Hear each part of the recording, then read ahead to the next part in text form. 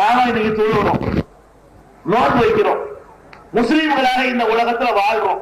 எதுக்கு இதெல்லாம் செய்யணும்? தொழுவதுனால ஏதாவது ரூபாய் கிடைக்குமா? ஒண்ணும் கிடைக்காது. நோன்பு வைக்கிறதுனால இந்த உலகத்துல பதவி கிடைக்குமா? ஒண்ணுமே கிடைக்காது. இதெல்லாம் நம்ம செய்வது எதுக்குன்னு கேட்டா மறுமையில் வெற்றி பெறணுங்கிறது தான். இந்த உலகத்தை அல்லாஹ் அழிச்ச பிறகு எல்லா மக்களையும் நிறுத்தி வைத்து விசாரிப்பான்.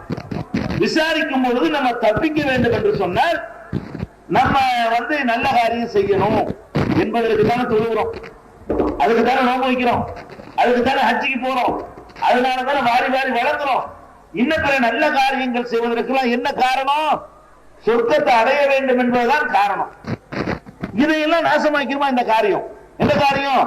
இதையெல்லாம் ஒரு பக்கம் செய்து கொண்டு அல்லாஹ்வுக்கு இணை கற்பிக்கிற வேலையை, சிறுக்கான வேலையை, ஏகத்துவ கொள்கைக்கு எதிரான காரியத்தை செய்தால் செய்த நல்லறங்கள் எல்லாம் பாழாகிவிடும், அழிந்துவிடும், நாசமாகிவிடும், ஒரு பயணமற்றதாக ஆகிவிடும் என்று திருமறை குர்ஆன் மூலம் அல்லாஹ் நமக்கு எச்சரிக்கை செய்கிறான்.